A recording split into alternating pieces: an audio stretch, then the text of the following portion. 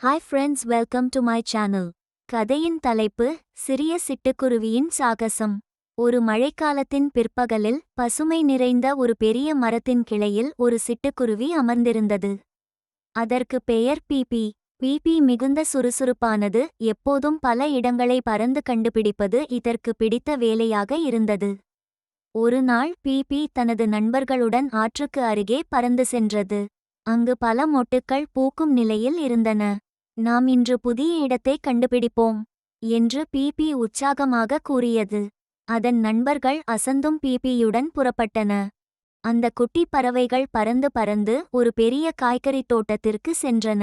அங்கு பல்வேறு பழங்கள், காய்கறிகள் மற்றும் மலர்கள் மலர்ந்திருந்தன. திடீரென பீபி ஒரு பெரிய உருண்டையான செங்கல் ஒன்றை பார்த்தது. அதில் ஒரு சிறிய துளை இருந்தது. என்ன இருக்கிறதோ என்று நுட்பமாக பீபி அந்த துளையிலிருந்து உள்ளே பார்த்தது. அதற்குள் பச்சை பறவைகளும் பல நட்சத்திரக்கோள்களும் இருந்தன. அதே நேரத்தில் திடீரென ஒரு கரையிலிருந்து மழை முந்திய பூதம் ஒன்று வந்தது. அதை பார்த்து பீபி பயந்து போனது. ஆனால் அதன் நண்பர்கள் அதை பாதுகாப்பாக பறந்து போகச் செய்தன. அந்த நாள் பீபியின் சிறப்பான ஒரு நாள் என்றே அது நினைத்தது. ஸ்டோரி பிடிச்ச லைக் பண்ணுங்க, ஷேர் பண்ணுங்க, சப்ஸ்கிரைப் பண்ணுங்க, கமெண்ட் பண்ணுங்க.